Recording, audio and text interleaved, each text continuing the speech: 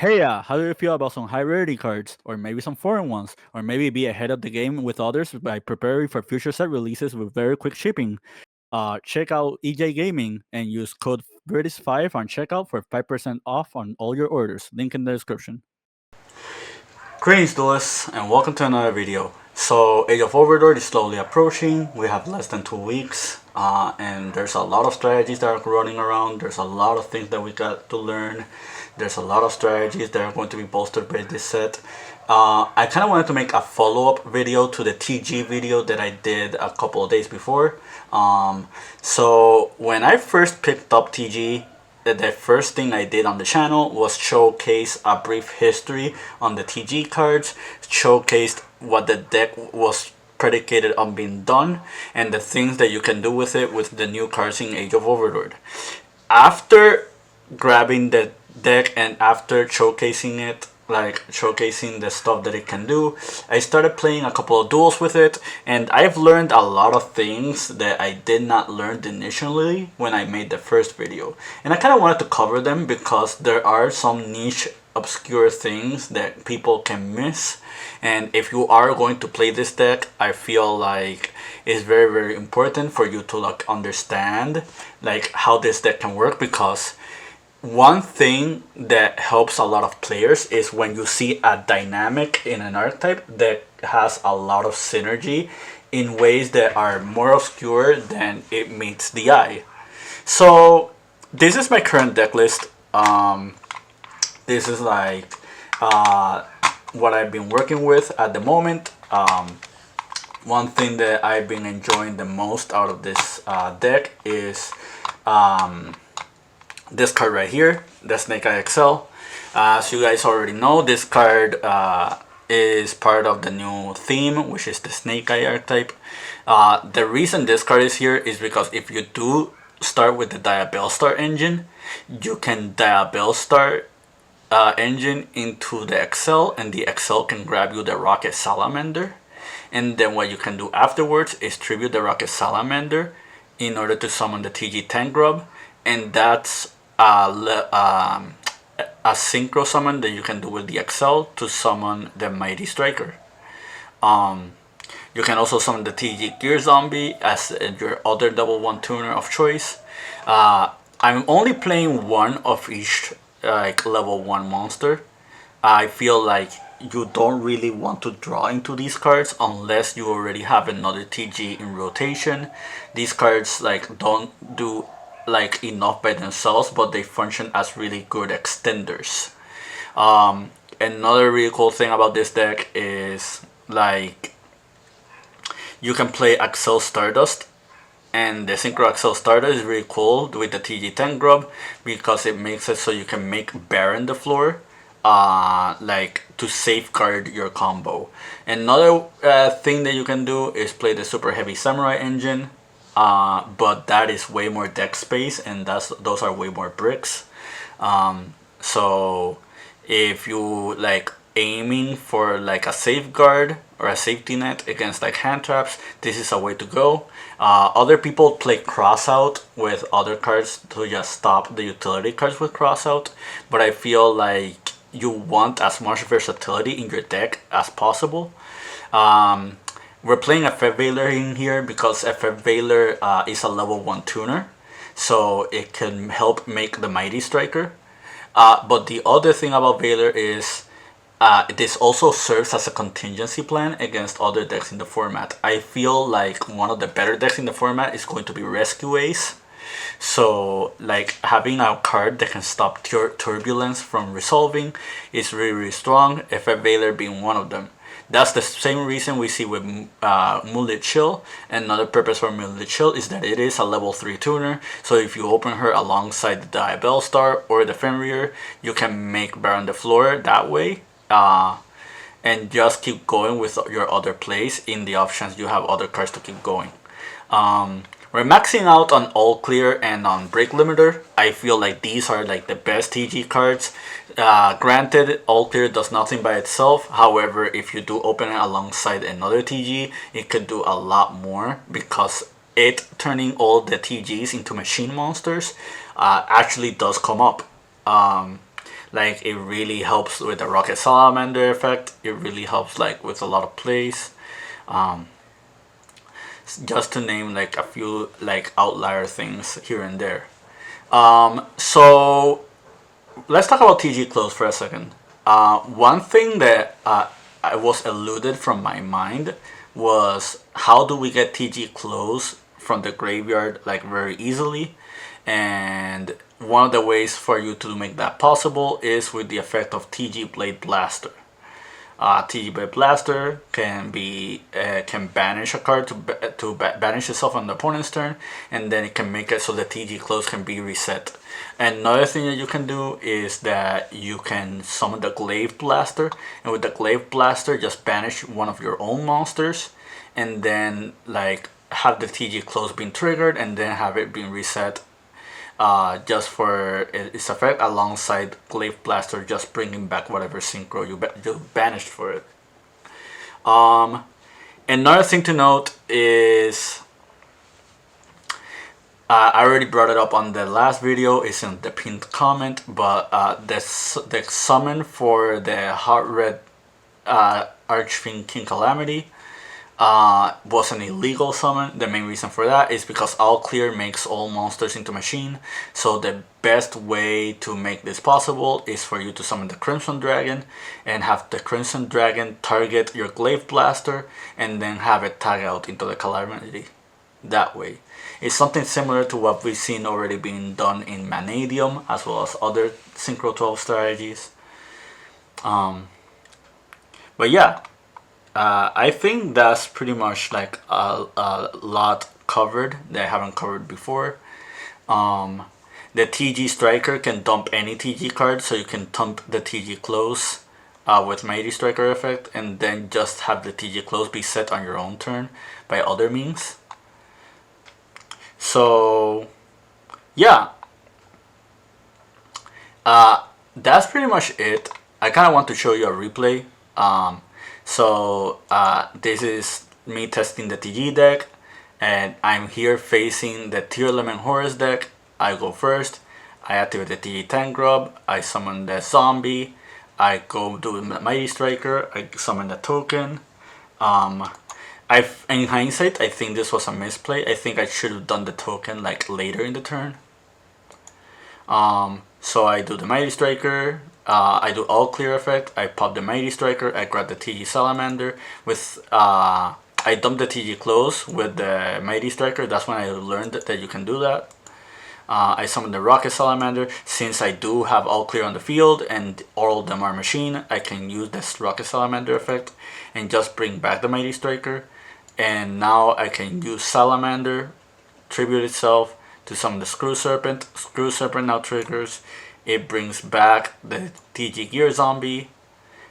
This is an illegal summon, so pretend this was the Rocket Salamander. We both realized that a little bit later on. But now we do the Star Guardian effect. Star Guardian grabs the Screw Serpent. We special suit the Screw Serpent. And now our opponent is giving us the thumbs up. We summon the Over Dragnar effect, bring everything back. We made the Librarian, we made the TG Glaive Blaster. We do this. We grab all those monsters back. I'm not sure how the all clear was sent to the graveyard. That pretty much I think was another misplay, but we both didn't catch it, which means I ended up summoning the Calamity. I draw a card of Librarian, and I am Calamity locking my opponent, meaning they're forced to pass, setting all the cards. I draw for turn, I draw the Hunter Fiend. There are no Dark Stars still in the graveyard, but the Hunter Fiend is just going to grab us another one. We use the Witch effect, we summon the Witch. He activates Scream, we activate Ash Blossom. We just set the Sinful Spoils, we use it to summon Rocket. He does Meta Noise, I let it go through. I summon the Mourner, and this is the play I was talking about. Now I make Baron. I draw off Librarian. I now use the Sinful Spoil, and I draw off the Sinful Spoil. Now I use Baron effect. Baron help pop the set. We both notice that we have to put back a spell, not a monster. So now that happens, we chain, that triggers, he grabs the Kashtira, he activates the Kashtira, we do Baron, Kashtira mills, they mill nothing, and that's game.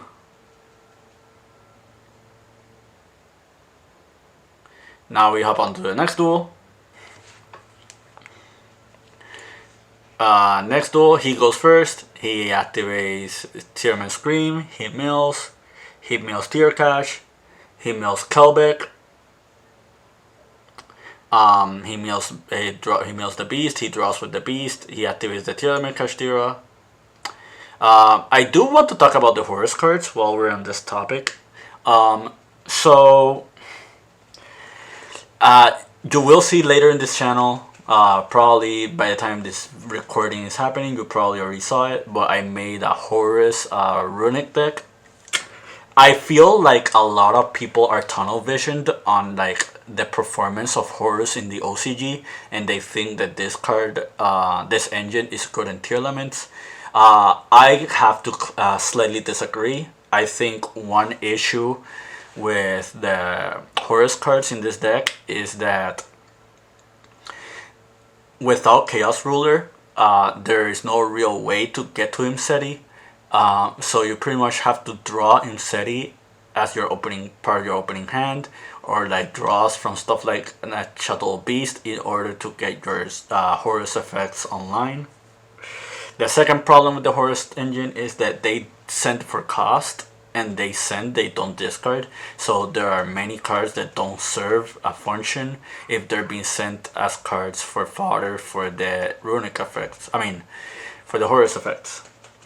Another thing to note is that the only real value you're getting out of this is Zombie Vampire, which is just going to mill 4 cards. I feel like there are other decks that benefit from the Horus cards a lot more than just Tearlaments. I will give them like an upside. One upside is that if you do open them Ichizu Millers, these cards are basically bricks in your hand, so you want a way to get rid of them. Kelbeck is not much more of a brick because it is technically a hand trap, but Agido is a hard brick, so just having a card that can just send it to the graveyard is very beneficial. This can send Trivic Karma as well, which is another dead draw. So on that regard, the Horus engine does have a function in this deck. But for the most part, I feel like most of the Horus cards are just not serving a real function to the Tearlament deck that perfects or like improves what the deck is already doing. But that being said, we're going to keep proceeding. He activates the Tear Cache, I activate the Mourner. He opened the Foolish Burial, which, you know, is just something we can't play around. And pretty much he got lucky because if he didn't mill the Denier, this pretty much was the end of his turn, because he didn't mill any tier names, the Hadness is already stuck in his hand, he already normal summoned the Rhino Heart, and both Malleys are engraved. Like, the Denier pretty much just put him back into the duel, because without it, like, he couldn't have been able to keep going. So he does Denier, he puts back the Malley, he does Dark, he targets the TG Zombie. I think this was a misplay on his part. I think the right play was targeting the Druid's Worm, since we both know that he has the Malicious on the top of his deck, so that way he can just banish the Malicious and use the Druid's Worm to make Beatrice. And that way he can just like circumvent his hand and just start popping off that way. Instead, he goes for Sprint. Sprint dumps the Merly, and now the Merly is going to put itself back alongside Denier to summon Dangerous, and then you do Malley. So at the end of the day, he ended up wasting a Sprint and wasting a Merly just to get to the same end result he could have gotten if he just summoned the Druid's Worm. So now he makes Beatrice. Beatrice dumps Soliak. He activates Soliak effect to grab Sharon. Now the Sharon can dump the Hadness in his hand, and all of a sudden that his hand becomes playable. Here we see that he plays more Horus cards. He plays the Happy and he plays the Duomotiv. Like, another issue that I find with people playing the Horus engine in this deck, people only are playing one sarcophagus. I feel like you're going to play a heavy Horus engine, you need to play more than one sarcophagus, because if the off chance you end up milling the sarcophagus, your engine is dead entirely, which is another issue that I have with the Horus cards in this particular deck. So he fuses them both, he goes Dragos Tapelia, he draws, I draw, I summon the Abelstar. I think this was a misplay on my end. I think I should have just kept the Snake Eye and just dumped the Screw Serpent. That way, if he had a way to contest against my cards, he had to contest against both this and like the Snake Eye. And if I didn't dump the Snake Eye, this Dragos Tapelia stopping this Dark Wish was all for naught, because I would have gotten extra value by just sending the Abelstar with the Snake Eye. But there's nothing we can do there. I dumped the Screw Serpent for Break Limiter. The reason I don't normal the Screw Serpent is because he did mill Mudora. So I am aware that the Mudora can just stop the Screw Serpent. In hindsight, what I should have done is I should have just dumped the Cosmic Cyclone. I should have normal the Screw Serpent, and if he ends up stopping the Screw Serpent, I can use the Break Limiter to just grab 2 more extenders that I can just summon alongside the Sea Serpent. I didn't do that, so I ended up grabbing Salamander and the Booster Raptor. I summoned the Booster Raptor. He goes. Well, I summoned the Salamander rather, and he activates the Redoer. Redoer is just going to make Kaleido Heart, and that's going to be the end of this duel. I Cosmic the Scream, but that's not enough. I send back, and yeah, he does Beatrice. Beatrice does that, and I think he ends on Rule Kalos. Yeah, he ends on Rule Kalos. So now it's my turn. We go to game 3. I open Callback, Cosmic, TG Gear Zombie, and the Salamander. This is full TG combo. I activate Mighty Striker. I add the All Clear. He tries to draw. I chain the Callback. I activate All Clear. Popping the thing, grabbing the Serpent. I use Mighty Striker's effect. I sent TG Werewolf this time. So another fun fact about TG, and something that also I kind of overlooked. Screw Serpent has a graveyard effect. Basically, you can banish it to just up or lower the level of a monster. The main reason I bringing this up is because the number one reason I brought up 3G Werewolf was because I could make a level 5 Synchro. However, if I knew about Screw Serpent effect, I could have just used Screw Serpent to just make the Mighty Striker level 1. And just make other Synchro plays that way. So I summon Librarian, I summon TG Star Guardian, I grab back the Booster Raptor, I draw, I use the Rocket Salamander, I summon the Power Gladiator, and then I summon TGX. TGX is kind of cool, it protects your monster from being targeted. If he does the Fenrir effect, like I can just chain this effect and just pop the Fenrir. However, I let the Fenrir resolve, and then he changed Droplets to the goods. That does negating my TGX. He activated Soliac, I ashed, and this Tearlaments Kashtira pretty much just like lets him keep playing. In hindsight, I could have just ashed the Foolish Goods, but we didn't know the rest of his hand. Now we know that if we ashed the Foolish Goods, it would have been a total brick. So he milled into the Sharon. Sharon was going to trigger. He grabs Meta Noise. He uses Sharon and Mally to activate Dangerous. Dangerous dumps Mally. Mally summons. He now makes Beatrice. Beatrice, he runs over the Librarian. With the Fenrir, he tries to run over the TGX. He banishes the Dragnar. I think he misplayed. I think he should have banished the TGX and just beat over the Dragnar. The Dragnar had no real function in the graveyard. But yeah. Now Beatrice will trigger. That will trigger the Halfness. Halfness fuses with Dangerous. He sets to Impasse. I Cosmic in during the end phase, hoping I hit the Soliac. I don't. I summon Fenrir. Fenrir, he does Soliac. He mills.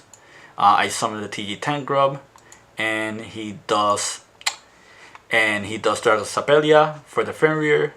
The reason he's doing that is because it makes the Fenrir level 1, and he doesn't know if I have another synchro like that I can make with this. And now he does Beatrice for Merly. Merly shuffle back. He summons the Rule Kalos. And here I used my extra normal summon for Owl Clear.